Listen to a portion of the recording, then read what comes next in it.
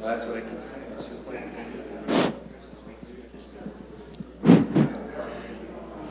Good evening, ladies and gentlemen. Welcome to District 2 Forum, held this evening, October 27th, 2009. And this forum is for your benefit. We call in our business people, and we allow them to give us a short talk on what is happening in the community.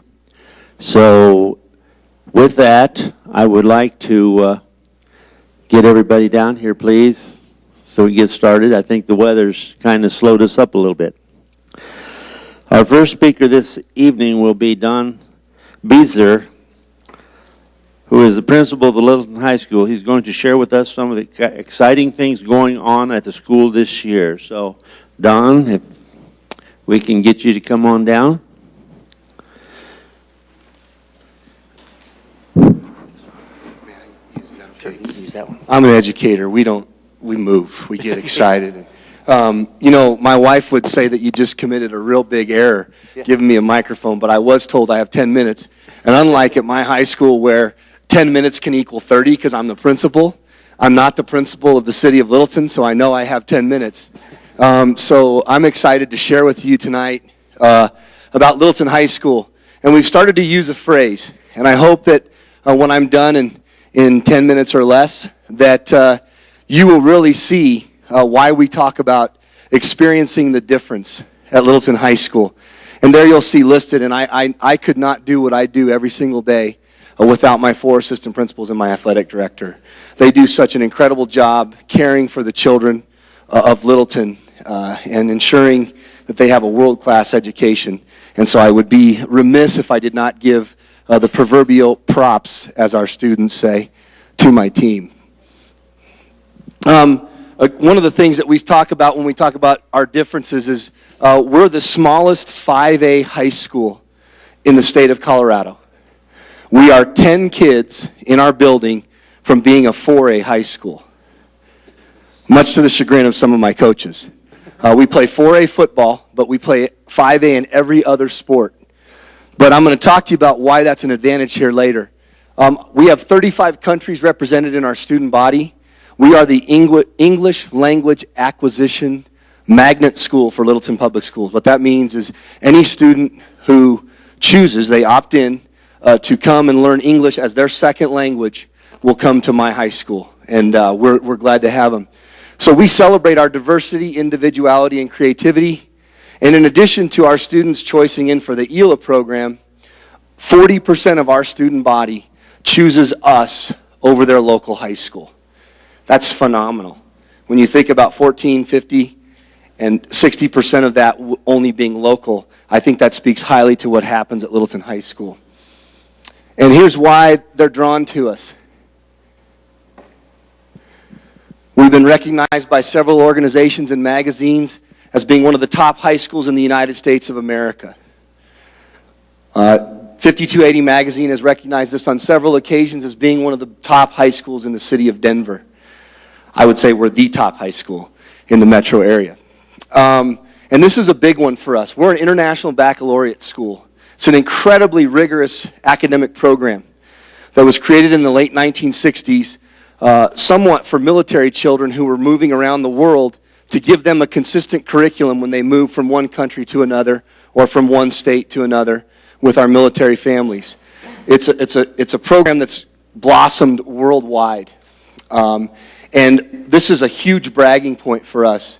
Our overall diploma rate, what that means is our students have to take assessments.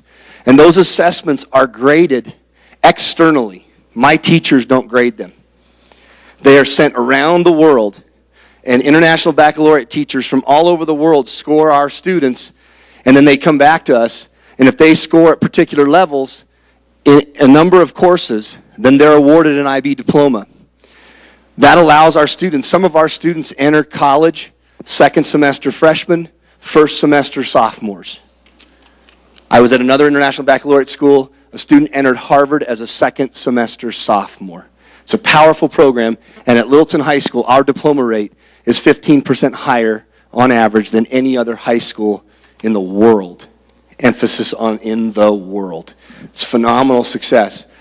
We've been written about in books. In fact, that breaking ranks right there is what drew me to apply for the job at Littleton High School. It talked about Littleton High School breaking through traditional educational bureaucracies and getting down to the business of educating children. That appealed to me. And I will tell you that that's what I found at Littleton High School. It's not bogged down by a lot of bureaucracies. There's 100 phenomenal faculty who get down every single day, roll up their sleeves, and educate your children. And they keep your children at the heart of every single thing we do, every single day. And another bragging point, over $5.5 million worth of scholarships awarded to our graduating class last year. In addition to having a phenomenal academic program, we have great athletics, activities, and clubs. And I talked about being the smallest 5A school being an opportunity, not just a challenge for us. There's 5A high schools in the Denver metro area that push 4,000 students. Those student athletes are forced to specialize in one sport, or they're forced to specialize in either a sport or an activity or a club like DECA or band or theater. At Littleton High School, you will see students doing all of those things. One student in a sport or multiple sports, involved in clubs, activities, community service activities. It's very, very unique. That's why we talk about experiencing the difference at Littleton High School. And these students are in our rigorous programs like our International Baccalaureate program, Advanced Placement, and Honors courses. And we also offer 18 programs in theater, arts, vocal, etc. We were very proud. Our band finished in the top 20 in the state last week again. Mr. Don Emmons, our director, does a phenomenal job. We have just really, really talented students.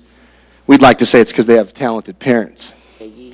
Last year, what a year. Look at this. Look at all those people that won awards. Our 2 track state championships, very, very rare. My understanding is it's only been done 7 times at the 5A level. Both boys and girls won it. Both of our coaches were Coach of the Year. And that starts with great leadership that I talked about earlier. Notice at the top, our athletic director was the 2009 Athletic Director of the Year. It's one of the finest human beings I've ever been around, and that's where it starts. We have great human beings in leadership at Littleton High School, and that's so important because you cannot coach that. That's innate. So in addition to that, we had 13 teams, 12 of them listed there, in addition to our 2008 fall football team were state qualifiers. Keep in mind, that's the smallest 5A high school in the state of Colorado. 13 state qualifiers. Quite an accomplishment. And then in our clubs and activities, we've had students recognized internationally in drama and acting. If you ever go to Good Times, order up the Scary Berry frozen custard. That was created at a Business Week winner and junior achievement by a Littleton High School student and 3 of his teammates. It's being sold this month around the United States at Good Times, created by a Littleton High School student. That's world class. In visual arts, again, I mentioned our marching band. Our vocal jazz, that's something that's new since I was in high school. It's been around for 10 or 11 years. And since its inception, only Littleton High School has had a student recognized as All-State every single year. Quite an accomplishment again. Speech and debate, 8 straight league champions. And let me tell you what, those students can debate. They love to come challenge their principal in a very positive way. And trust me, they usually win. And our TSA, they've been state champions. If you ever get a chance to see a Technology School Association event, it's amazing what your children are doing with technology. I'm an Apollo 11 baby. I was born in Titusville, Florida at the Cape. My father worked for Grumman. Remember Apollo 13? The Grumman guys are here. He helped work on the lunar landing module. So I'm always very proud of bragging about his patch. But what I'm so excited about is there's a new race to the moon. And your children are going to help win that race. It may not be the real moon. It may be around alternative fuels. And your children are so well equipped. They are truly the digital natives. And you, my friends, and I are the digital immigrants. They're phenomenal with technology. So we're at a very critical time right now. We've just opened up our enrollment window for those who would be interested. We have a very important evening coming on November 18th and another one on February 16th.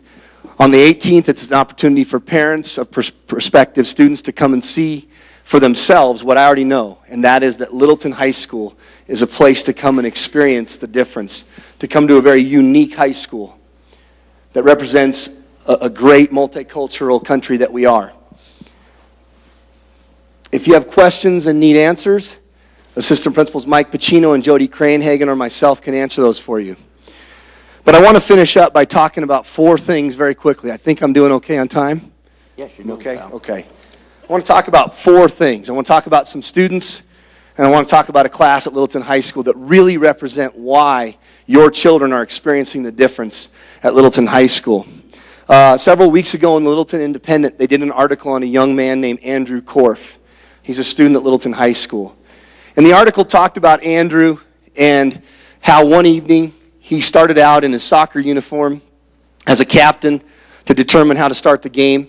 As soon as the soccer game started, he ran up the stadium steps, into the parking lot, got in his car, drove around to the front of Littleton High School, jumped out of his car, ran around backstage, grabbed his violin, and went and sat with our orchestra and performed in our first concert of the year in his soccer uniform. In that same concert, we had several of our girls' volleyball players with their volleyball uniforms underneath their choir gowns performing and then running out to play.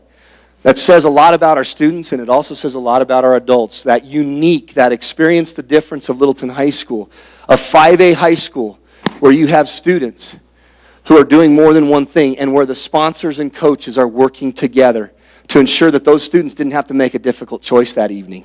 They were able to do both things. That's the difference that you experience at Littleton High School.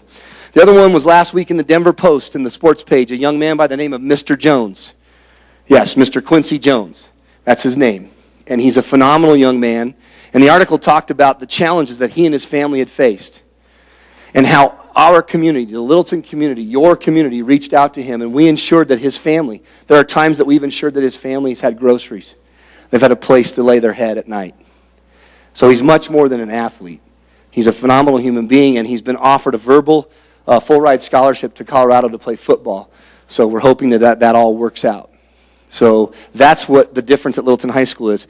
My very first game as the principal of Littleton High School football game, I look out at halftime, and there's our marching band in their beautiful uniforms with their fancy hats and all the colors.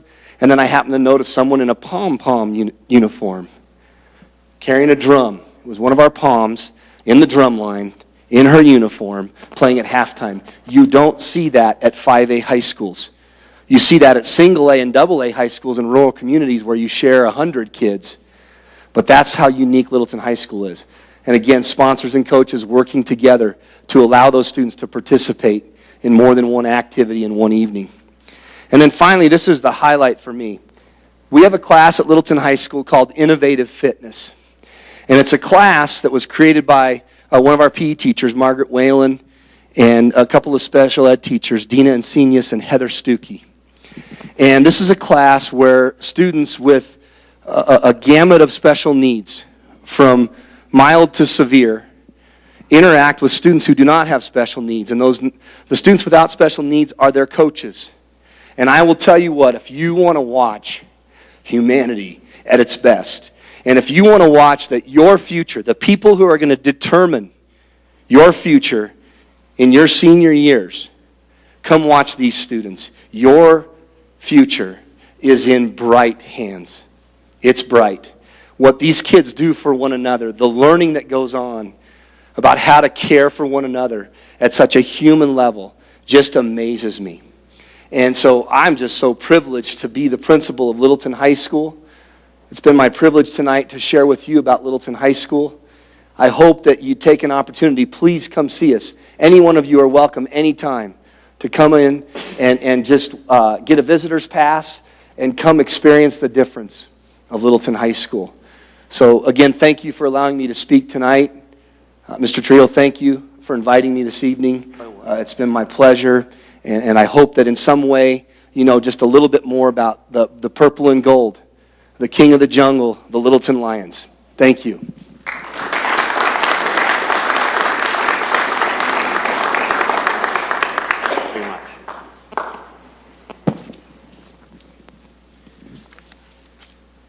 I'd like at this time to introduce our city council. We have our mayor up here, dressed in pink. That's Doug Clark. Peggy Cole, over here, pink. Jim Taylor. We have John Ostermiller. Tom Mulvey, back there. Debbie Brinkman. And myself. So that's the 7 of us. We have a candidate running for council this year, sitting right up here, Mr. Bruce Stallman, and he's running at large. In case you're wondering what at large means, there are 4 districts in Littleton that would be run as district council people. At large people run in the total city. So at large is pretty important because you're getting the majority of the people in Littleton voting for you, and you have to represent, of course, many more people. And we have our city manager here. Would you like to introduce our staff, please? You know, Jose, we have a lot of staff here tonight, and some of them are going to be presenting. I think I'll just wait. Okay. If any citizen has a specific question, I'll call on that department head. That's fine. Thank you. Thank you. Our next gentleman to speak was Mr. Dan Burnham, Director of the Littleton Housing Authority. The Littleton Housing Authority has some exciting projects coming up in our district and are leveraging federal money for this significant investment in housing. Dan, could you get up and please tell us what is going on in the Housing Authority? Thank you, Councilman Trujillo. As Jose said, I'm Dan Burnham. I'm the Director of the Housing Authority. We have got a lot of interesting things going on right now, but I thought I would start and just give you a little history of what the Housing Authority is. I have 2 staff members here with me tonight, Joe Hammett, my assistant, and Lori Greenwell, my housing development specialist. Also in the audience are 2 of our commissioners, Jerry Hill and Jim Taylor. The City Council appoints our Board of Commissioners. We have a board of 7 commissioners that are all Littleton citizens that volunteer their time once a month for a meeting, and they serve 5-year terms. I work directly for the Board of Commissioners, and I have a staff of 26 that we have totally about 800 units in the community. We, as a goal and a mission for our housing authority, our goal is to strengthen the community by providing diverse housing alternatives. And I think even historically, back to 1971 when we were founded, what we've tried to do is take Littleton as a unique community. And by doing that, we have never built huge projects in the city. We've always had dispersed housing. We may have as small as 1 unit in a block. Some blocks we may own most of the block. But typically we range anywhere from 1 to 12 units in a neighborhood. We also have elderly housing, Bradley House, Amity Plaza, Allison Court. We own all of those. We also manage Geneva Village for the city. We have an assisted living center that I think is really what we like to think of as one of our great housing alternatives in the community. For years we had senior housing, and that senior housing was just that. It was housing for the elderly, but we didn't provide any services. And about 15 years ago we found that seniors as they age start to need services, whether it's homemaker services or meals. Well, the concept of assisted living really hadn't started back then. So we started looking around the country to see if there were models that we could kind of get some ideas for and see if perhaps we could enhance what we offer our seniors. The Libby Bortz Assisted Living Center is kind of the fruits of that effort. We built that, and we really are one of the only public housing authorities in the country to develop and build an assisted living center. That assisted living center houses 111 seniors who are being independent in their own homes still today through services that are provided for them. We offer 3 meals a day. We offer weekly housekeeping and laundry services, 24-hour protective oversight. So through that, we've been able to keep a lot of people independent for a lot longer. We've also had a home ownership program that is another alternative for the community. It's affordable housing for home ownership. And we don't really have a huge home ownership program right now, but in the past we've had over 25 homes that we've either built or remodeled. And we started out in the 90s offering one home per year. We worked with the area vocational school, and the students would build the house and learn the trades, everything having to do with the house. That kind of ended in the the late 1990s. In 2000, we developed and built the Dawburn subdivision, which is over off Ridge Road in Lakeview. Those are 10 single-family homes that were developed for affordable housing opportunities. Those people that are living in those homes were able to purchase them at below market rates. We have, in a sense, subsidized those homes because we deferred part of the purchase price. So we have a silent second. The residents did not have to qualify for that portion of their mortgage. We also have a very active housing rehab program. The housing rehab program, some of you may know about, but it started back, it was a city department through community development, and we offer loans to low and moderate income homeowners within the community. Used to be pretty much just for code issues, so we could bring homes up to standards. We did a lot of furnaces, electrical, plumbing, that type of thing. But over the last couple of years, our board has expanded that program. So now not only can we do basic code issue items, but we do room additions, we can do kitchen and bathroom remodels, basement refinishes. Years back, the interest rate was 6%. We've recently dropped that to 4.75%. The nice thing about our loans are the board is the loan committee. They review each one, and then we can tailor make the payments back for the homeowner. So in some cases it's interest only. In some cases it's deferred with no payments until the house is sold. The Housing Authority also subsidizes private landlords in the community. We subsidize over $2 million a year to private landlords within Littleton. People on the voucher program are able to pay 30% of their income in rent. The landlord has a contract with the Housing Authority, and then we go ahead and subsidize the remainder of the rent to the landlords. So we are keeping really $2 million in the community to private landlords. But that's kind of what we've done in the past. Now I kind of want to show you what we're going to be doing in the future and what we're currently doing. A couple of years ago, the board decided that we needed to develop a strategic plan and look in the community and see what we could do to enhance certain areas of the community. We looked at areas that were perhaps challenging from a standpoint of police calls, the neighborhoods that were starting to decline, whether some of the units were starting to decline and deteriorate. So as we look through the community, of course, a lot of the units are in the northeast quadrant in District 2 because that's where a lot of the older apartment buildings are. We also, at the same time, our offices were always at Bradley House. But over the past 35 years, we've grown as a staff. So we needed to look for a place to consolidate several of our offices and have one big office building. So we also wanted to focus in an area that we would have a presence in. We ultimately purchased a building on South Bannock that had been vacant for several years and have put a little over $1 million into that building, renovating it. Our offices relocated to 5745 South Bannock in January. So the majority of our staff is there, but that was really, we wanted to make an investment in the community, but we also wanted to have a presence in that neighborhood. Going along with that, we looked at some of the buildings that were in that area. And we approached one of the owners last October and were able to purchase 3 of the apartment buildings on West Powers Circle.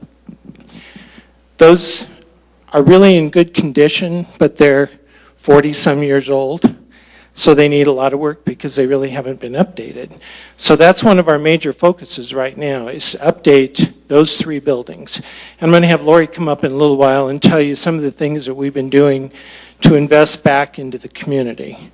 The other thing that we're looking at, not only is the community, but we're looking at our units as well. So we have 2 public housing sites on West Powers. The one in the 900 block is the one that we're going to focus on first. And we are getting ready to submit an application to HUD to probably demolish those units within the next couple of years. There are 4 duplexes on a little over an acre of land. And what we're looking at, we're having a highest and best use study done right now to see if those can be developed. What our vision is to rebuild those units with 4plexes and townhomes and start to enhance the neighborhood, drawing young families in, hopefully bringing children so we can get the schools, getting some more kids coming into them. The presentation from Littleton High I thought was great because, you know, that's really what we want to do too, is be a part and a player in that neighborhood. But I don't think you can really start to stabilize a neighborhood until you do 2 things. Basically, start getting the units in better shape and doing some renovation, but you also have to make sure the residents that are living in those units are screened and are also contributing citizens to the community. We have a 4-step screening program that all of our clients go through. They have to do credit checks, criminal background checks. We check all the landlord references for the last 5 years, everywhere they've lived. And we also do a home visit for everybody that comes into our units. So that home visit will kind of show us how they take care of their units, but also how they relate with the community. So I think those 2 things together with the money that we also get from HUD every year, I think we can really make a difference in the neighborhood. We get a little over $200,000 a year for our public housing units in capital funds. This year we got an additional $275,000. All those funds are going to be put back into our units. We have about $100,000 going into Bradley House right now for new windows and kind of a facade renovation to bring it up more to today's world. So I think we have a lot of things going on. Lori's going to give you a little update now on what we've done on the units at Powers Circle. And we're certainly available afterward to answer any questions about the Housing Authority. But I really want to appreciate Mr. Trujillo inviting us so we can kind of give you an overview. Thank you very much.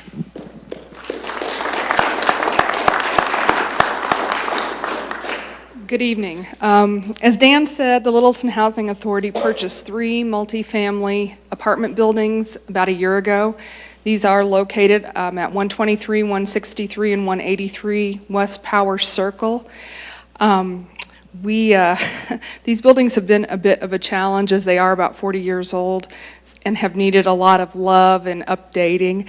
To this point, we have been able to replace, as of today, all of the windows in all 3 buildings. And so now they have nice sliding vinyl, double paned, argon gas filled with low E coating, which certainly beats the single pane with the caulk falling off, which is how they were when we purchased them.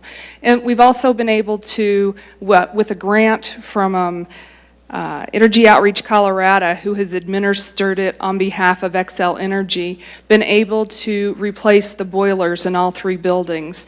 And so that has been a wonderful upgrade to those buildings. They have consistent heat. They're not overheated. They have consistent hot water. And all of these things really bring joy to the tenants that are in the buildings.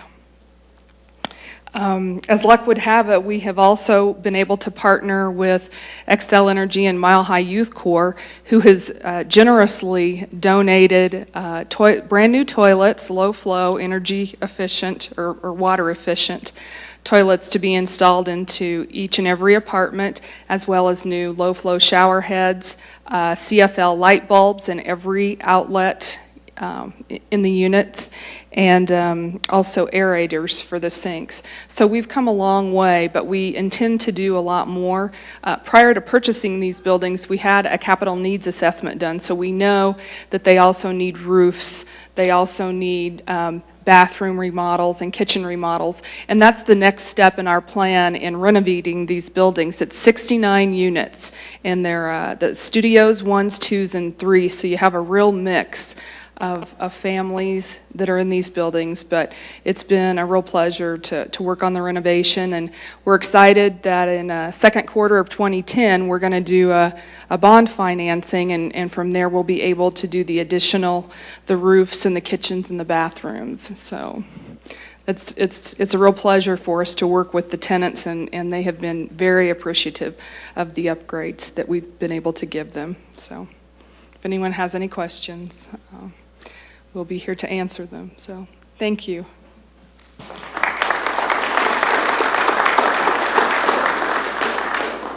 Anybody does have questions out there, don't be scared to stand up. We'll give you the mic so you can ask these questions. And there's a lot of, no question's a dumb question. And we like to have questions thrown at these people. It's the only way we're going to get the true answers. So here we got a gentleman right up here. Does the city of Littleton subsidize this at all? Is it in the budget? No. This is all you rounded up from various sources. That's amazing.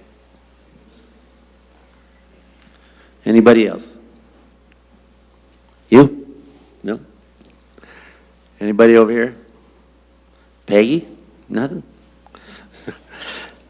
Okay, well, like they say, they'll be in back here. If you have a specific question for them, you want to ask them, just come on back. We have some refreshments back there for you. Our next person to talk would be, I'm going to introduce Ralph Schomp, Automotive Human Resources Director, Jim Biner, to talk about what's new at the car dealership. Jim?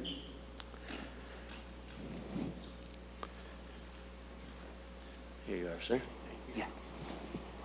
Hi, I didn't come as prepared as the rest of the people. I didn't know what I was getting into when I got here. I'm glad I see a lot of friendly faces here that I recognize. For my part, I've been with Schomps forever, and all of you know where Schomps are at. And I got to move up here into Littleton because of Lisa and Mr. Schomp when they purchased the property. And in '85, when we moved up here, we were so excited. I had no idea what we were getting into, really, but we had a new building, and we were pretty tickled about it. And over those years, I've gotten involved in a few things around town and really enjoyed it. The people in this town are amazing. It's nice to be a citizen of this town, even if it's just in the business world. I've gotten to do a lot with these two guys over here, and they've helped me a lot. And Jim and Jose's fed me, and everybody's taken care of me, I think. We've done some things with Western Welcome Week, which are a lot of fun. The most fun I think I've had in Littleton has probably been the river rafting that we did, and the fire muster thing that I try to pull off every year. We have a big one coming up this next year, the 25th, if you can believe that, the 25th annual fire muster. And it's kind of Littleton's and Schomps. I don't look at it as ours. It's a community thing where we invest our time and our resources into teaching kids the fire safety and what our great people, our fire department, are, and the safety that they provide for all of us, especially the kids. I like the kids to know that the fire department's one safe place you can go if you're in trouble, if you're hurt, if you're afraid. You can go to any firehouse, and they will take care of you. And it's a kind of a nice thing to do. If you get to meet our firefighters, you'll love them all, I think. I know every one of them personally, and pretty proud of all of them. I'm real proud of Lisa Schomp. All of you have probably not known it, but our schools have benefited a lot through Lisa. She believes in the kids. She believes in life skills. The schools can't always teach the life skills anymore, how to tie your shoes, do a checkbook, that kind of stuff. Some of the things they miss because we're short of money in school systems, and she has provided a lot of that. Started off with just doing after prom things, and then it developed into doing grants all over the city. We have a lady that worked for us, Paula Weens, who most of you might know if you're involved in schools at all, takes grant money around, and that's where all of our extra money goes. I know some dealerships do other things. That's what we do. All of you know right now dealerships are having a hard time. We're probably no different, but I think we're a little better off, and I think it's because of the support we get from the community. To be honest with you, we have people supporting us. That's the only way we can do things. If you support us, then we're able to share whatever we have left over with the sources that we pick, and that's been the school system so far, and it's worked out real well for everybody. It's been a fun thing to do. It's been fun to be a part of this community. All of you need to look around and smile because it is an awesome place. I lived in Arvada when I came out here. I could hardly wait to get out this way, and I got into a house that was unincorporated, and I thought when they started that new city, Littleton would take it over, and I was sorely disappointed they didn't, so I'm still out in the sticks, but I came real close. I still put a lot of time in here, and I don't put in much time out there in that other thing, but I do a lot here in Littleton, and I'm happy to do it. Jim Thurman's with me tonight. He's our service director, been with us for about 15 years. Anybody who brings a car in for service probably has met him or knows of him. And we'd just like to offer anytime you need any help on something like that, if you have somebody in trouble. We've helped several people who are in trouble. Obviously, we have to pull back on some of it because of the times. We do the best we can to help people in trouble with their automobiles or almost anything else. So call us. We really are open. It's a unique dealership. Lisa has set a pathway for all of us to get to live our live stream and do things that are fun. You still have to make a living. You still have to make the dollar. You have to do things right. But we get to give back, and it's kind of fun. And she encourages it, and I'm really proud to be a part of it. I love seeing you here, too. They help me a lot in the muster. The police department's always been. I was a policeman once, and I was a fireman once, and that was back when they still had horses and stuff because I'm old. It was I was in Golden. I was an officer up there for 3 years, and I was a firefighter up there at the same time. And that was back in the 60s. So, you know, you date yourself real quick, but that's what it is. It is what it is. So they have a special place in my heart. I couldn't do their job any more than fly, and couldn't do a firefighter's job anymore, but I can still help you at the car dealership. So come on over and see us.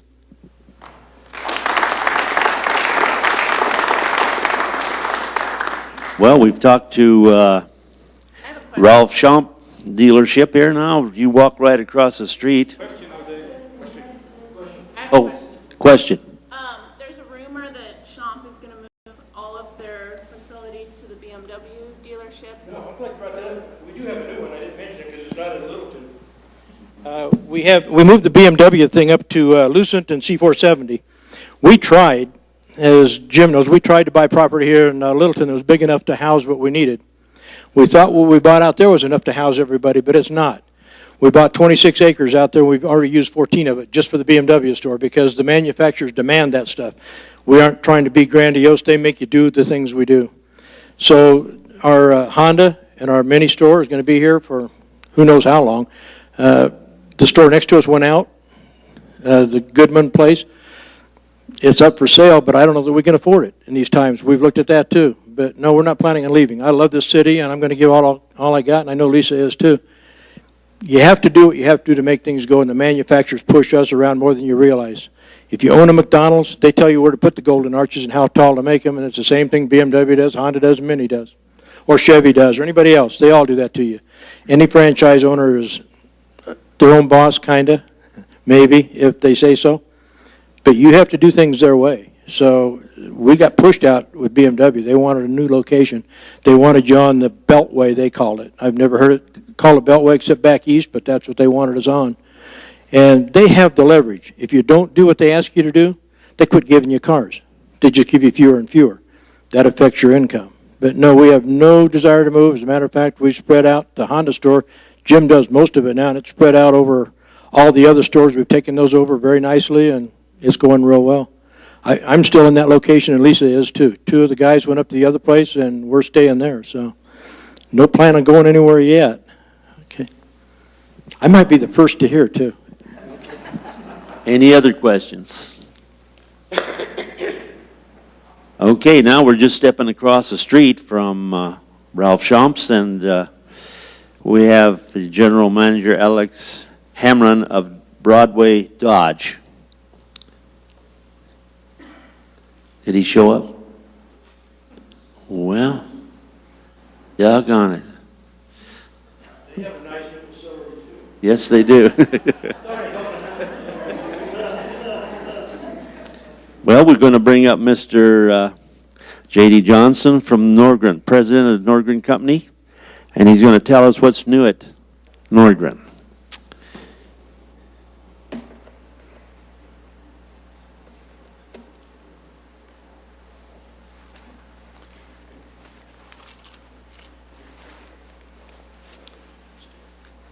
So is that on from up there?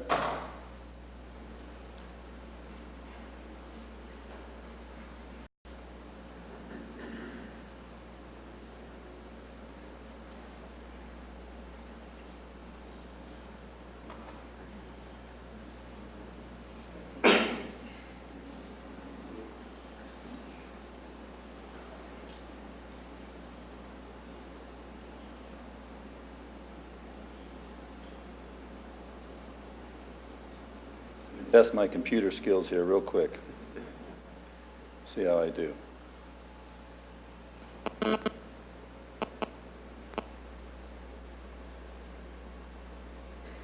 miracle. All right.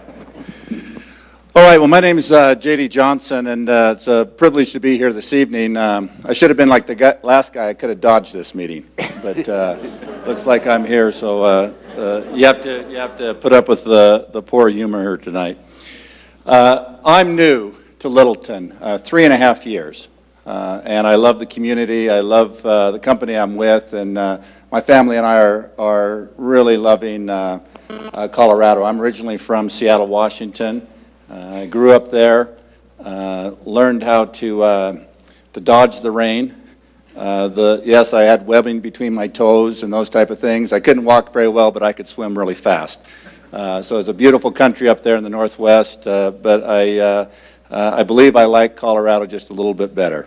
Sun is shining, and it's a beautiful place to be. I was asked to come here tonight and speak a little bit about Norgren. I'm told we're the best kept secret in Littleton. Some of you that have been around might know us very well, but I know as I came to Colorado and had an opportunity to learn about the business community, meet everyone from the governor to some of the key people in the industry, very little knew about Norgren, and that it was a $1.3 billion company founded here in Denver in 1925 and housed right here in Littleton. So I'll give you a little bit of details of who we are and where we came from, and also some of our plans going forward. I was asked to maybe just introduce myself. I won't read what's up on the chart there, but I've had a number of years in business, almost 15 years in the aerospace and defense, engineer by background, but they don't let me do engineering work anymore. Moved on into general management and P&L leadership. I've had both the opportunity to work abroad. I've spent quite a bit of time in faraway places from China and Taiwan and Japan and Europe, and have somewhat of a very diverse background in how business works across the globe. In coming here to this position, it was a little bit of a dream come true for me. What I found in Norgren was a company that has a very, very rich background in manufacturing, in engineering. It's a company that, unfortunately, for a period of time, lost its way a bit, and I'll talk about that. When I was recruited for the position, it was really a turnaround position. It was fix it or close it. And just about those brief of words. I'm glad to say that we're a long ways away from closing it, and we'll talk a little bit about what it is that we're doing at Norgren and what our future looks like. I was also asked to share just a little bit about the background. As I said, the company was founded in 1925 by Carl Norgren. Those of you that have been around for a while will probably recognize that name. We have a wing down at the Art Museum, which is the Norgren wing. Those of you that are familiar with Pinehurst Country Club, that was the Carl Norgren Dairy Farms at one point. If you go there, there's actually a Norgren room, and if you go in, there's a picture of Carl Norgren as kind of the founder and of that club and the things that were there. They just celebrated their 50th anniversary out there. And in fact, if you look really closely at the structure and construction of the country club, you'll find that the same bricks, the same rocks, and many of the same design is what's at the Littleton facility here in Littleton, Colorado. It was constructed almost during the same period of time that we purchased this site, and some of the construction happened there. Carl Norgren is, by many in our industry, is considered the founder of the pneumatic and fluid control industry. He's legendary for designing things on the back of napkins. In fact, some of these napkins are in our vaults for engineering designs. The one that's up here happens to be the first sketch of a lubrication device. Now, those of you that may not know what we do, in a nutshell, if it has air or it has fluid, you might find the Norgren products. And you might say, well, where do I find air at? Everything from down at the fill-up station for your tires to the guy that might be changing your tires with the air wrenches out there as he drives it. In fact, if you walk through any manufacturing facility, from the most sophisticated in automation with robots and those type of products to even those that are in the back of somebody's garage, if you find an airline, if you follow that airline, you're probably going to find a regulator that controls the pressure. You're going to find a lubricator that might be putting a small mist of oil into the air to lubricate the tool that's being used. You'll probably find some type of filter that's removing the water or the moisture that comes along with condensed air. And in the automated plants, you'll find actuators that are driving motion. I was recently in the Chrysler manufacturing facility and saw millions of dollars of Norgren product all through that factory, operating the robots to the machinery that's moving some of the cars right down the assembly line. And very impressive to see how far of a reach that it came from a napkin here in Colorado. Up there is a bit of the history of Norgren, leading up to 1972. And in 1972, the company was acquired by an English company called IMI. Some of you may have heard of that name. It's Imperial Metals Incorporated. They trade on the London Stock Exchange. So Norgren is a public company under that trading symbol.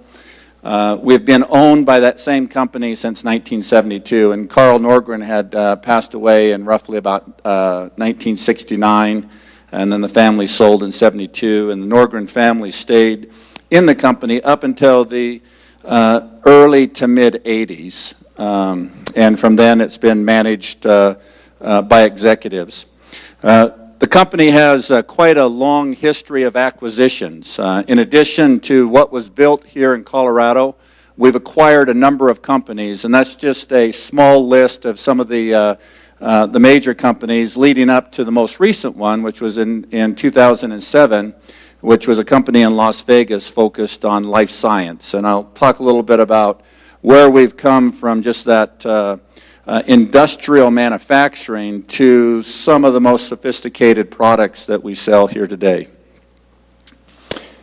We are truly a worldwide organization with operations all over the world, from Germany to Asia to India to Mexico to Brazil to many spots here in the Americas, with the headquarters being here in Littleton, Colorado.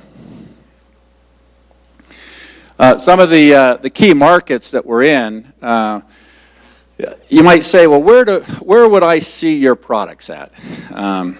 If you go down to the corner convenience store and you happen to like a soda drink and you go up to that, you get your ice in your cup and you're filling up your machine, probably about 70 to 75% of all those drink dispense machines, back in there's a regulator, and that regulator is mixing the carbonation and the syrup together. By the way, if you get one that's too syrupy or has too much carbonation, that's made by the other competitors. None of that's by Norgren. In fact, some of Coca-Cola has specified that no other regulators will be used in any of their drink dispense machines but Norgren regulators. So we have that type of influence in terms of how the specification goes. But that's one place, a touch point that you might see our products. If you happen to have a son or a daughter that's into paintballing, and you look down on the little fitting there for the paintball gun and it sees a little end, that would be a Norgren fitting that's into that type of product. If you see a big wheel truck going down the road, on those big rigs, the 18-wheelers, there's air brakes and there's air suspension and there's an air management system all the way from the horn when your son goes by and he wants that horn to go off. All of those are managed by compressed air. There's a compressor on that system, and there's a whole network of air management going out through those trucks. And we sell probably one of our biggest sectors just in those trucks that you see our products going through. Rail is, and I'm going to give a little more detail on rail because that's a new market for us, and we're actually quite excited about the potential that we see within that business. Oil, chemical, and gas, some of the most rigid requirements offshore will have a Norgren control valve or product in there that's helping to manage those products. A little bit just on our parent company, IMI, I mentioned it, was founded in 1862. It's listed on the London Stock Exchange, so you can find a lot of details about us, including what's happening with Norgren from a financial standpoint and those things released from that, those listings. And IMI is made up of two big groups. One is in the fluid control group, which Norgren is a part of. We're the largest single business within IMI. And then we have three other groups within fluid control, from severe services to indoor climate. Some of the largest skyscrapers and buildings, the 101 in Taipei, and some of these very large buildings, controlling the climate in those is an engineering feat, and indoor climate manages those type of things. I already mentioned beverage dispense. One of our sister companies is called Cornelius, and they actually build the machines, the dispense machines themselves, and we sell the regulators and the controls that are back operating those. And then merchandising. If you've been down to your grocery store or where you buy a soda and you see those little white glides where the drinks now slide down the path or the products now slide, that's a patented product by our merchandising group. And then also into the automotive industry, some of the displays you see in within their showrooms, that's all managed through our merchandising group. So a little bit about today. So where are we at today? With all of those good things happening, Norgren and IMI as a whole is not immune from the economy that's taken place. It's certainly one of the worst that we've been through from a recessionary standpoint. In 2008, Norgren hit a record sales, record profit. We were on a growth rate of about 22% from what had been a decline over a number of years. And we had returned to profitability and had some very good things going, and then we slid right into 2009. Some of our businesses are down quite significantly, maybe as much as 55%. Now you might say, well, where is that happening at? Well, we've got 3 facilities up in Michigan. All 3 of those facilities are focused on in-plant automation. So everything they do, they don't put any products on the vehicles, they build the products that manufacture the vehicles. Well, you can imagine with 2 companies going bankrupt, others in desperate need, that industry is, for a period of time, completely shut down. We went for months with virtually no business because there was no new installation going into the businesses that were in bankrupt. Probably as horrific of a time as we have ever seen. We have managed through this and have remained in the black through this year and are currently leading the IMI companies through the recession.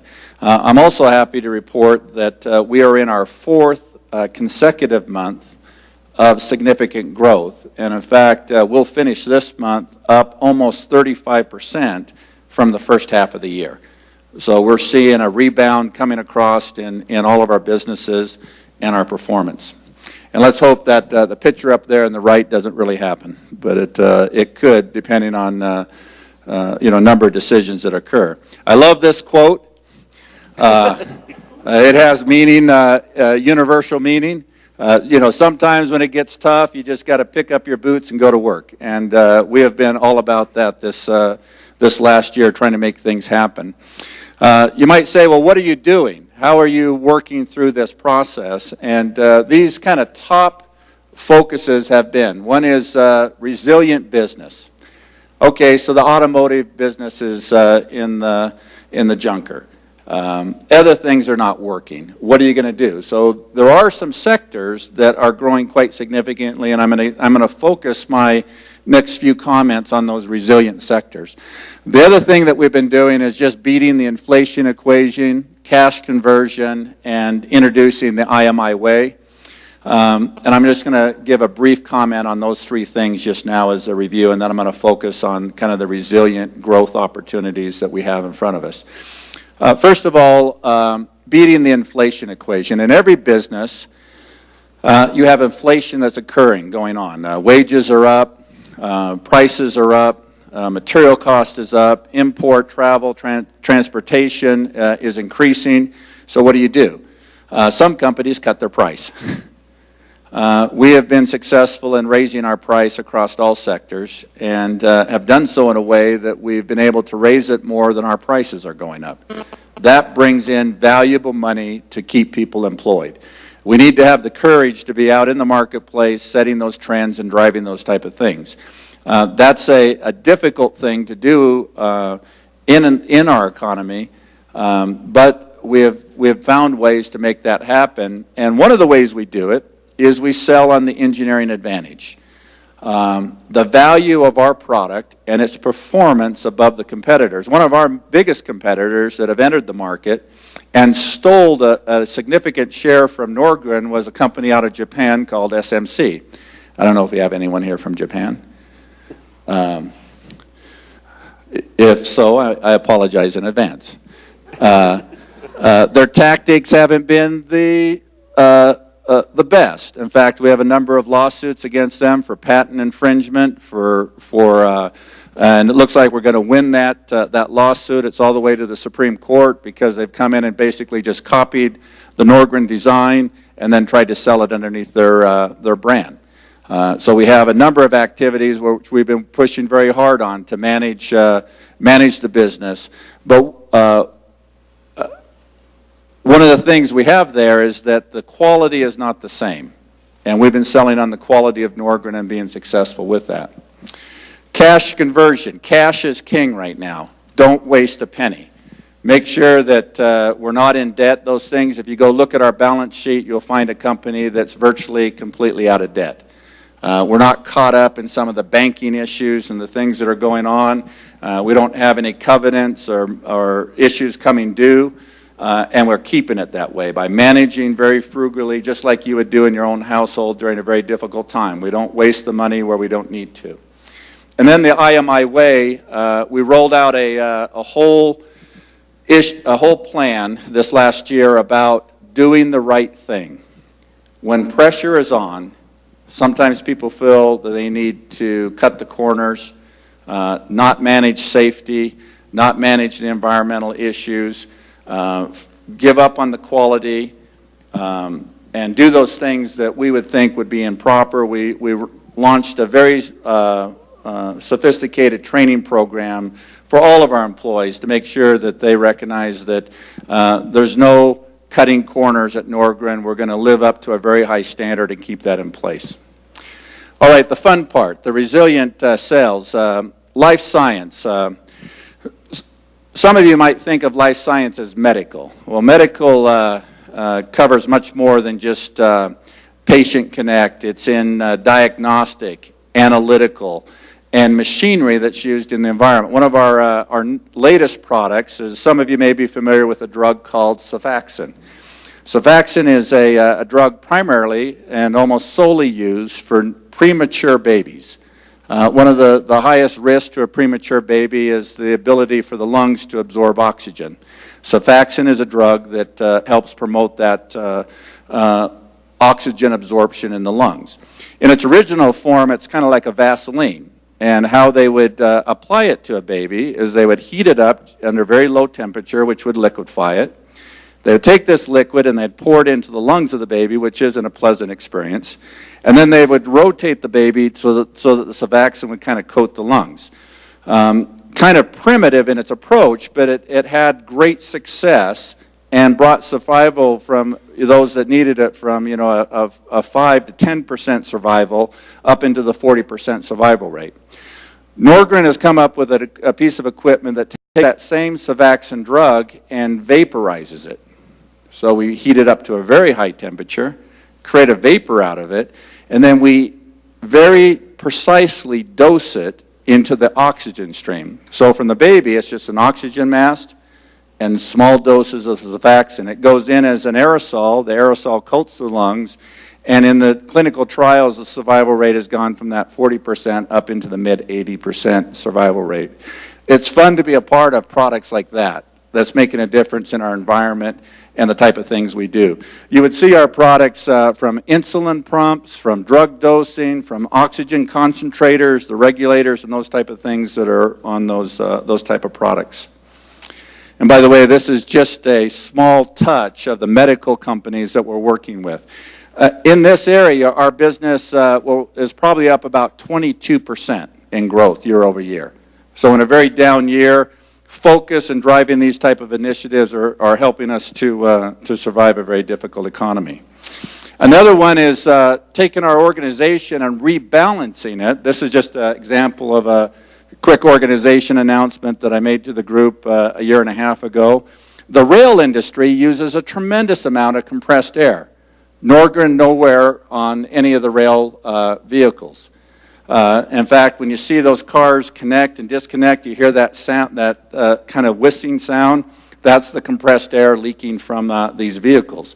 They have their own generators and compressors on there to create this compressed air that keep the cars linked together, from running the toilets, from running the doors, all kinds of applications. And we launched an initiative to go look at this, thinking that it was, you know, a $60 million opportunity. In this market, we found numerous opportunities where we could participate, and one of the ones most exciting is one that was more than the $60 million. In fact, we think it's more than the $70 million opportunity. But here's one example of an Norgren product that we've installed as a test on the Union Pacific rail cars, and that is that the compressors on these vehicles are so inefficient that they were basically putting oil into the airline.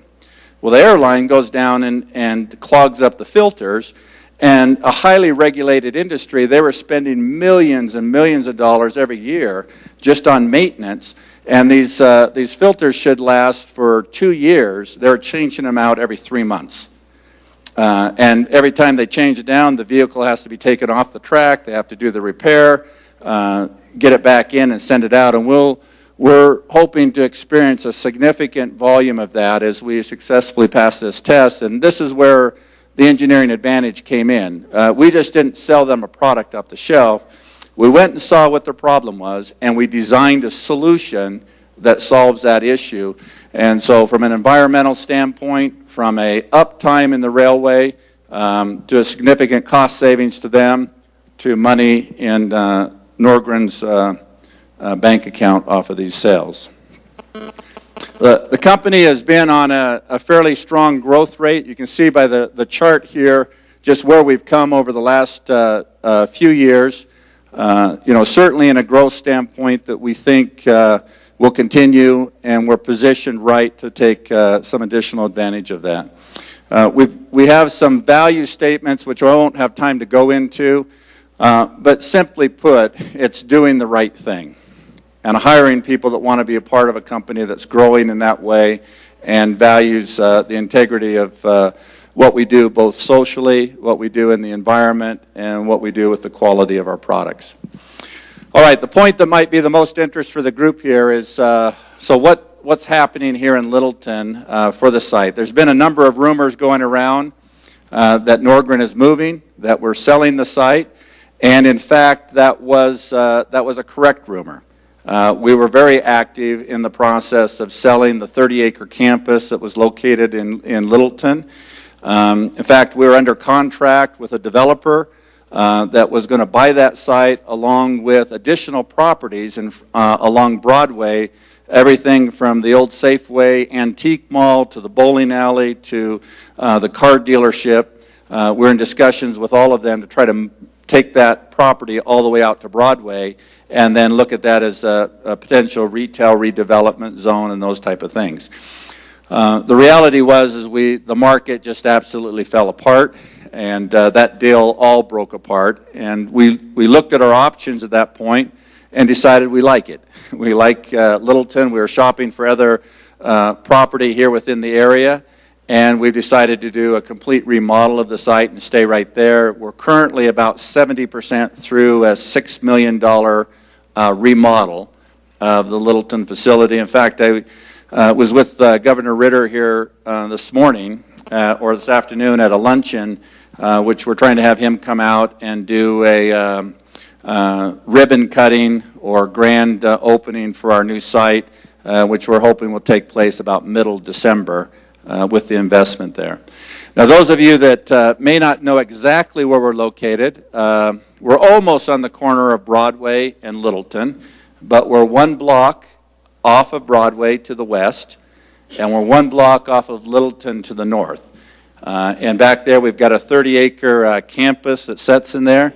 By the way, the original aerial pictures was all farmland around this site when it was first selected and picked, because many will ask, how did we end up with our site in the middle of a residential community? It reminds me of a young engineer I was with in Shannon, Ireland, and just outside of Shannon, Ireland, there's the Bunratty Castle that was built back in the 1000 area. It's one of the first castles kind of out there on the island of Ireland, and I was with this engineer, and we were looking at it, and there's, you know, shops and stores all around it, and there was a road that went right by the castle, and he was looking at the road and looked at the castle and said, "Why do you think they built this castle so close to the road?"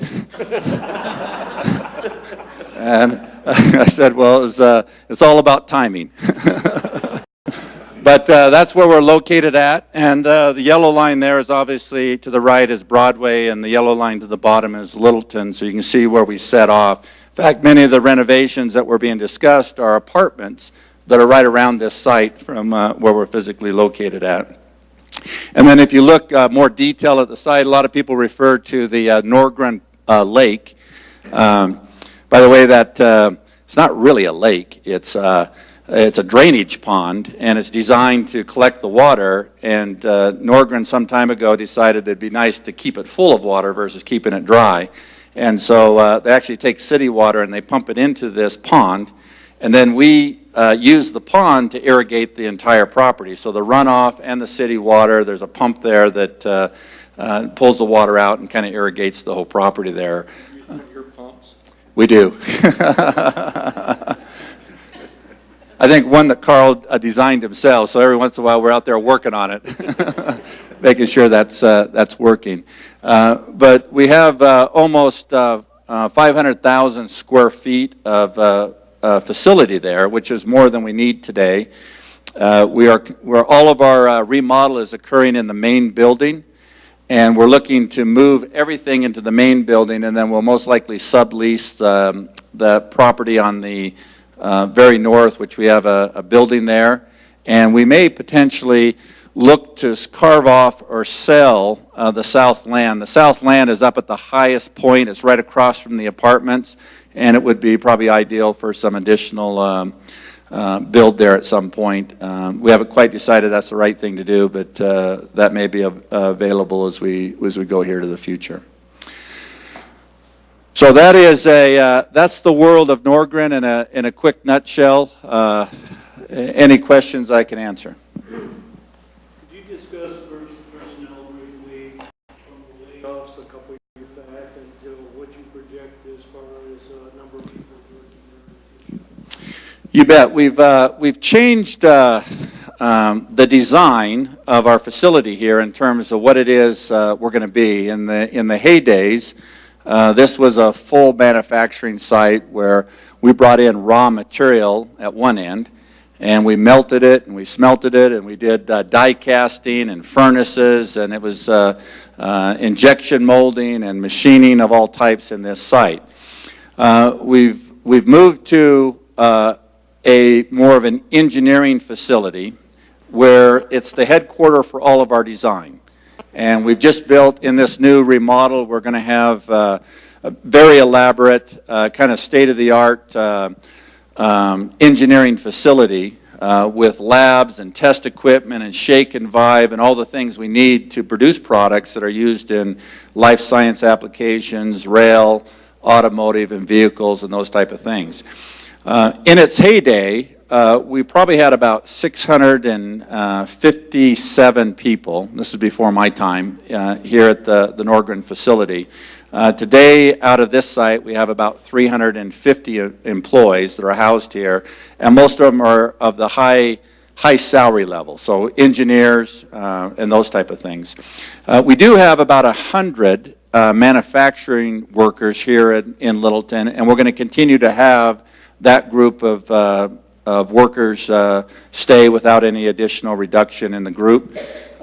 We're using that for all of the high mix, low volume, prototype builds, the manufacturing and things that we need here at this site.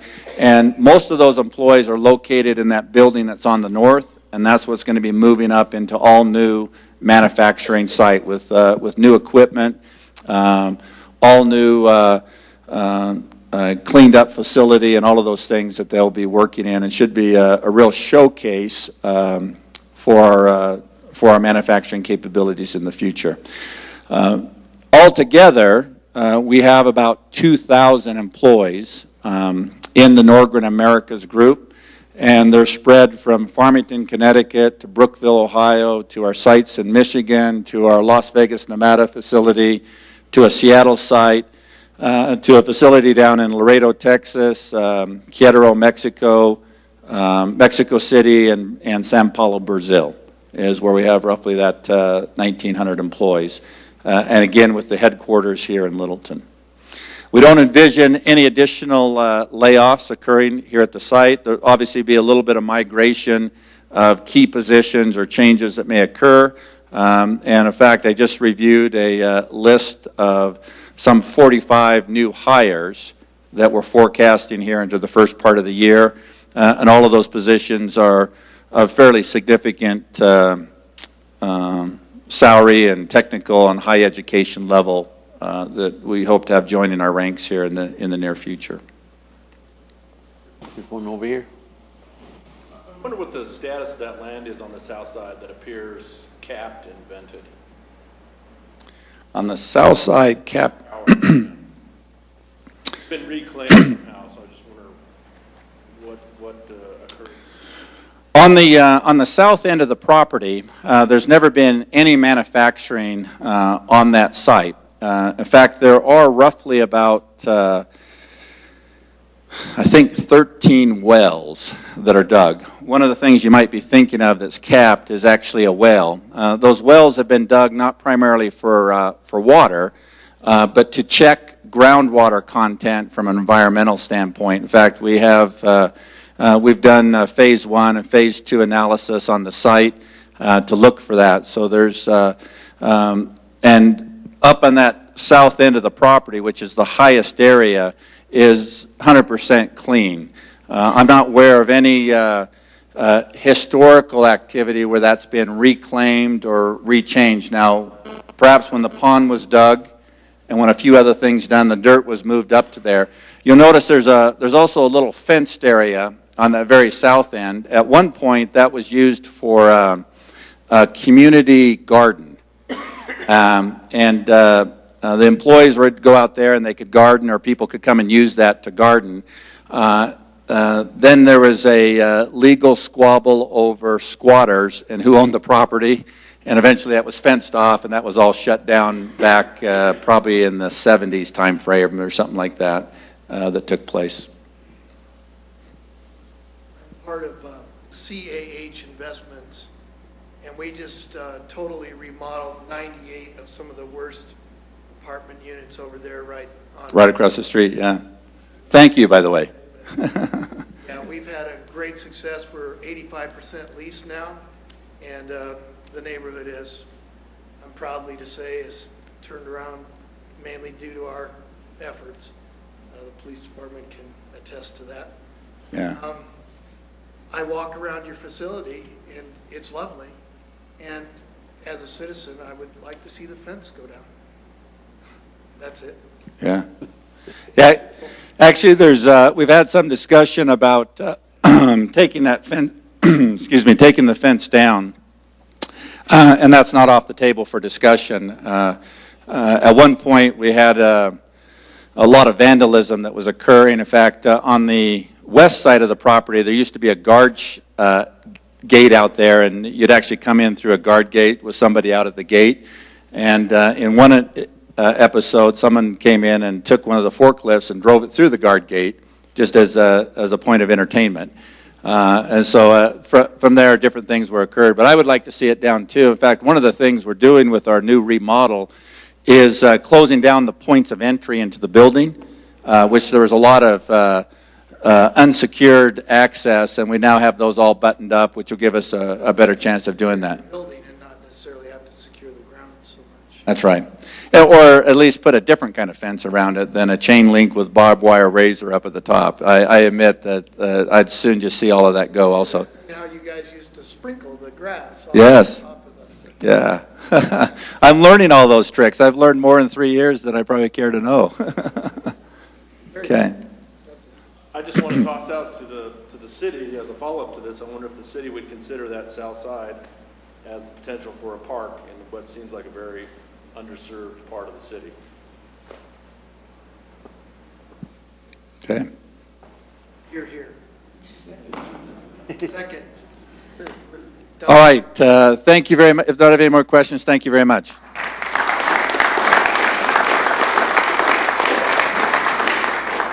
Well, that was very interesting. Now we know where Nordgren is. Everybody will meet in that room. We have a test for you when we get down here. The next person that's going to be coming up to talk will be Chief Coogan. It's all yours. Thank you, thank you. Good evening, I'm Chief Heather Coogan, Chief of Police, if you can't tell. And I realize it's getting a little late, so I'm going to run through a couple things fairly quickly, because I think there's some snow moving in we might want to beat before the night is over. Just tell you a couple of things that are going on in Littleton. You may have seen the flashing red lights at Littleton and Broadway.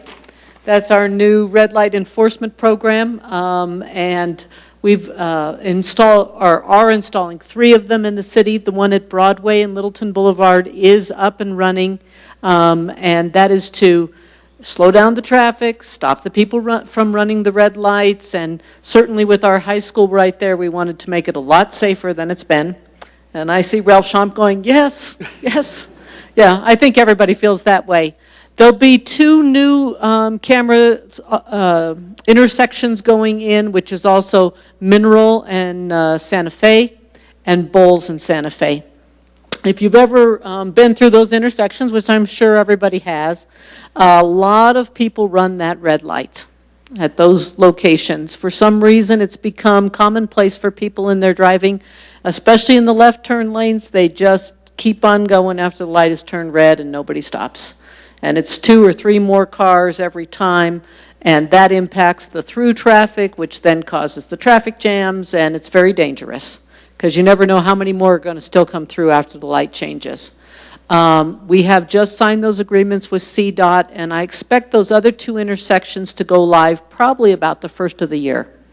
By the time we get them installed, we also do a 30-day window to allow everyone to be warned about that. So the signs will go up, the lights will flash, and you'll get a warning notice, but we won't actually start issuing tickets till those have been up for 30 days. So we hope that that will slow it down. Mineral in Santa Fe, when we have an accident there, or Bowles in Santa Fe, it is just a tremendous impact on the traffic. If you've been trying to get to work or get through there, it's really, really dangerous and very disturbing. So we've got that going. Let me just tell you the fine is $75. I hope none of you get caught on that. There are no points on it, and if you receive the ticket in the mail and you don't believe it, you can go on the website and you can watch yourself drive through the red light. So it's kind of disturbing. A lot of people say, well, I don't think that was me, and then they watch themselves drive through the red light. And if you take it to the judge, he watches you drive through the red light. So. We also have license plate recognition systems that are going on the cars. We have 2 on the police cars right now. That is a fantastic piece of technology that allows an officer just to drive down the street, and it's a passive computer system that records the plates, reads the plates, and tells whether or not that might be a stolen car, if the person driving the car is next to a school, if they're a sex offender, if there's a warrant out for their arrest. So rather than an officer having to punch in all of those plate numbers or not knowing who that is next to them, the computer does it. And it will run up to about 3,000 plates in a 10-hour shift. So it's a lot. We've got 2 of them out there now, and of those 2, the Littleton Public School System gave us $7,500 towards the purchase, and we agreed that we would drive around the schools. We think it's really important that we stay very vigilant, sex offenders around the schools, so the computers have that information and would be aware of that. We have 2 more that are coming on a stimulus grant that will go on to the vehicles, and then 1 more that's getting paid for by an auto theft grant that we're doing with Inglewood and Sheridan. So those are out there. We'll be out there very soon, the additional cars, and it really is just a tremendous amount of information. We see that right now we're talking about stolen cars, but the real creativity in these systems is that it's going to help us solve crime in the future because we'll be able to record those plates. So oftentimes we won't know for a week or 2 that something has occurred. Burglaries, we'll be able to talk to our counterparts throughout the whole county and find out if the same vehicle that was involved in a burglary in Littleton was in Highlands Ranch, was in Jefferson County, was in Lakewood. So we'll share that kind of information because those vehicles travel through. On July 21st, I presented to City Council our accreditation award. Littleton is accredited. We're one of 400 police departments in the United States and one of only 7 in the state of Colorado. So we're pretty proud of that we meet those national standards. And then the last one, I brought my little sign here. If you haven't seen this, we are reviving the Littleton Neighborhood Watch program, and I've got some brochures. I'll put them in the community room. Neighborhood Watch had pretty much died. We'd really like to get it back up and rolling because the person who knows if something looks wrong are the people who live in the community. Those people who know the car doesn't belong there, that garage door shouldn't be up, that's a strange person. We want you to get involved. We're looking for block captains to help us. And these signs are the new Neighborhood Watch signs. If you want to put one up, it's not required. And we only require 2 meetings a year. So we're really looking for people to participate in that. In the next couple of months, we're rolling out Business Watch, which is also a system for all the businesses to interconnect and to get information on crime in the community out to the businesses. 2 last things I just want to mention for the future. We are hiring some police officers, new police positions, that we have some vacancies, and we are changing our philosophy in that we are looking for people in the community, stable people with families who are interested in a career in law enforcement, that we will actually sponsor them. So if you know someone who wants to be a police officer, always dreamed about that, or might be interested, we are going to be hiring those positions and sponsoring them. And clearly, we'd like to have people who are from Littleton, our own people. And several of our police officers on the Littleton Police Department grew up here and are Littleton members forever. They went to our schools. They've always lived here. They are vested in the community. That's what we're looking for.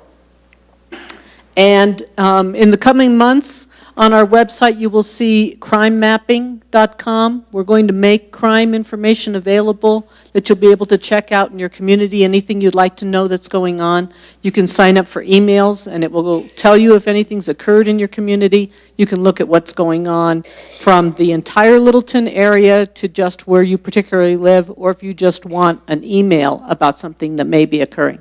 So it's going to be an overall kind of picture. And that, again, will unite us with the rest of the jurisdictions that surround us, as they all are also coming up on that same system. So that's kind of a synopsis. Any questions?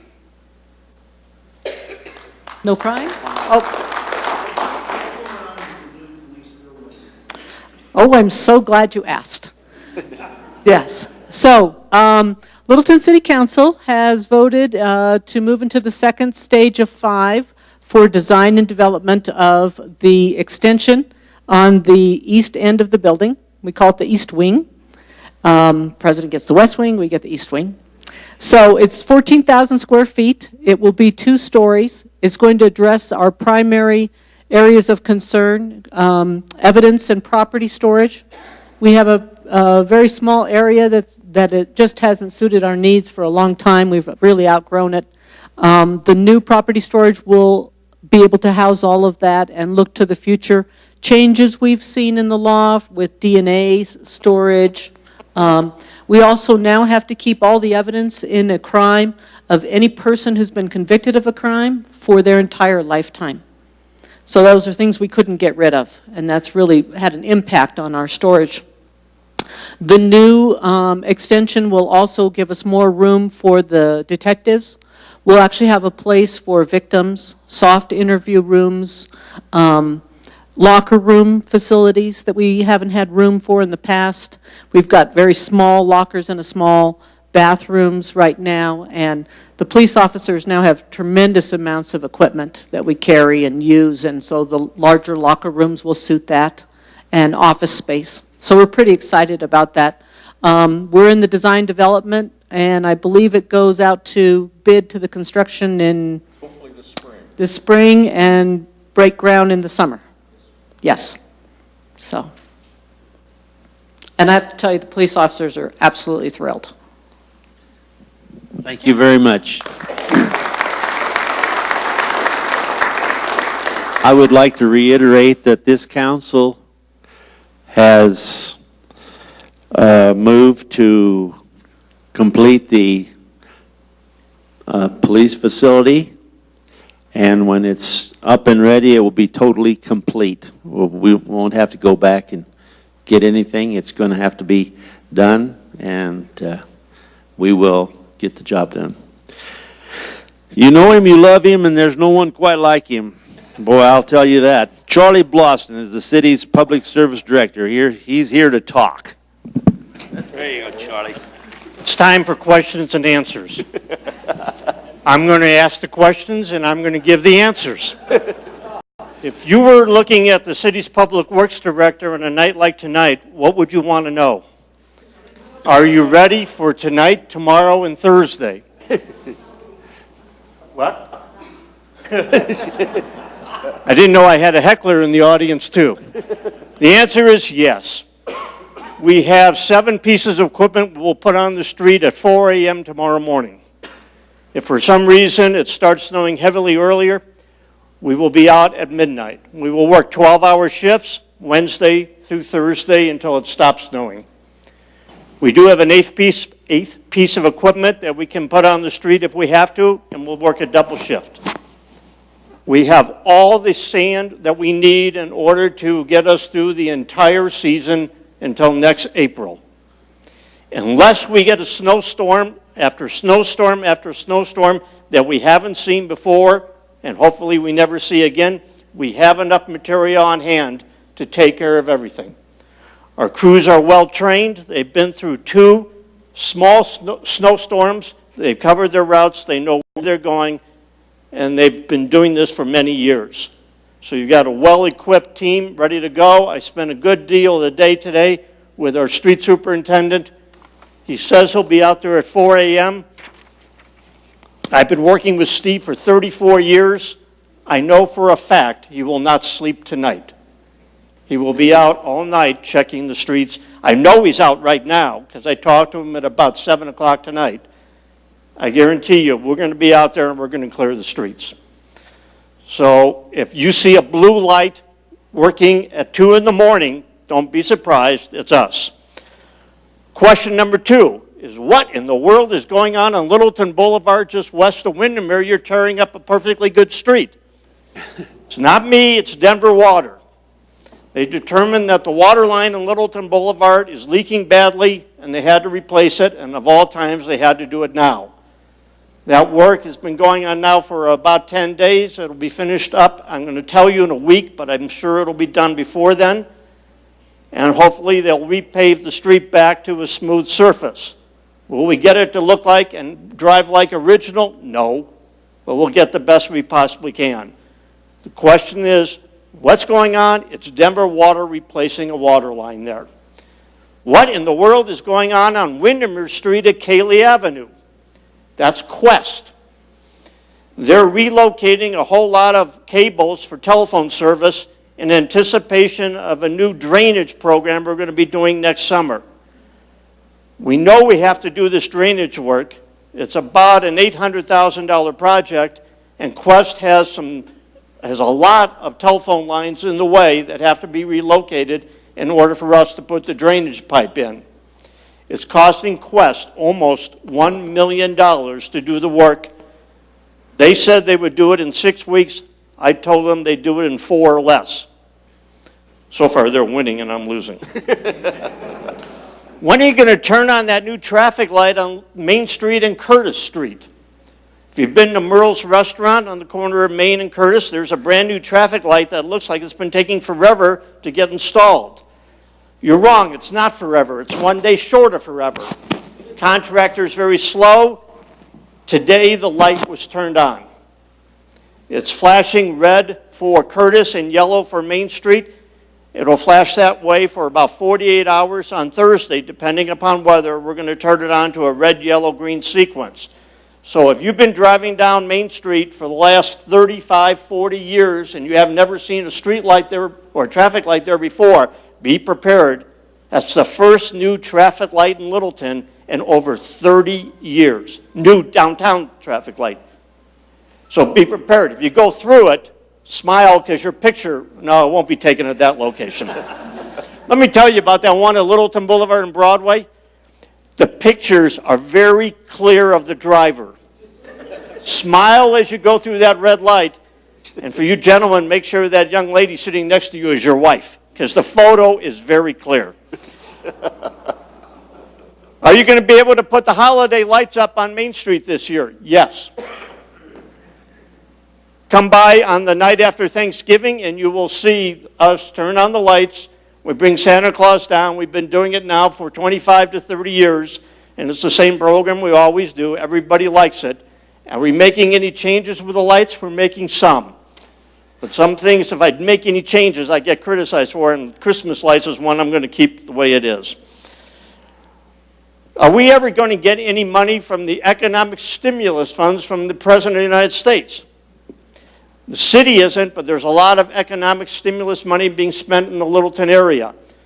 That work on C-470 is ARRA money. That's the American Recovery and Reinvestment Act, or economic stimulus money. That's over $30 million. They're going to be spending $7 million on the bike path along C-470. That's ARRA money. And just recently, we were notified that the intersection of Santa Fe Drive and C-470 is the recipient of $37 million in ARRA money, so that people driving south on Santa Fe going east on C-470 won't have to wait for the traffic lights. They'll be able to drive up and over Santa Fe over the railroad tracks to go east on Santa Fe. A huge project, a major flyover at that location. So we're going to see some huge amounts of that economic stimulus money being spent in the immediate Littleton area. Bellevue Avenue, yes, was of course the first project. The repaving from Federal Boulevard to Santa Fe Drive. Thank you, Jim. The city owns a vacant lot on Berry Avenue between Huron and Lakeview. We bought it a few years ago. If you've been around long enough, there used to be a swimming pool at that location. We bought the property. Question is, what is the city going to do about that? Well, I'll tell you. Starting very soon in November, we have issued a contract for a park to be built there. It's a community vegetable garden park. We call it Pea Patch. I have a plan here. I'm not going to show it because of a shortage of time, but if you want to see it after the meeting, I'll be glad to show it to you.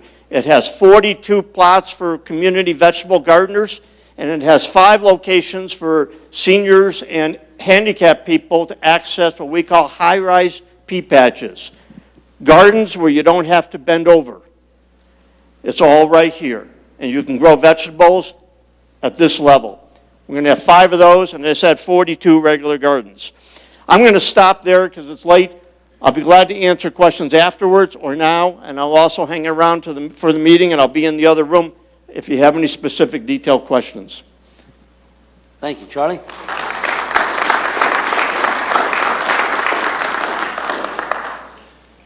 Some of the new things in Littleton are Freddy's Frozen Custard at Riverside Downs, 2660 West Bellevue. The last pad site at the Riverside Downs was just developed as a Freddy's Frozen Custard, which is a popular franchise from Wichita, Kansas.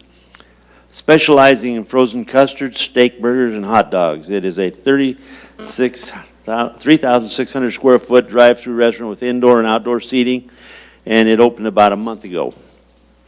The Hampton Inn Suites, Littleton's first large-scale hotel, is almost finished on County Line Road, just east of Santa Fe.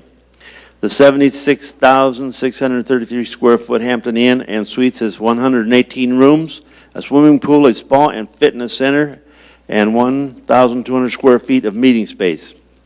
The $15 million facility is expected to open very soon. And right next to the $15 million facility is No-No's Cafe. So remember, when you sleep at the inn, eat at No-No's. He needs the advertising. And we have a lot of streets that have been reconstructed, but I'm not going to read all of those. Jose? Yes. What did the city decide to do about the sales tax on Hampton Inn? City manager, where are you? Turned it down 5-2. It was turned down 5-2. We collect sales tax on the rooms, but we don't have a room tax above that. Did you get that? Okay.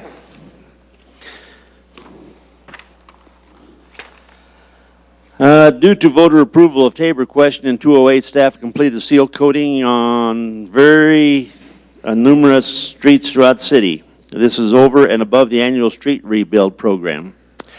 It is a special micro seal process that will extend the life of the streets 5 to 10 years. Portion of about 100 streets were involved at a cost of $1 million. And that was from the Tabor money that the folks voted for the city to fix up the roads.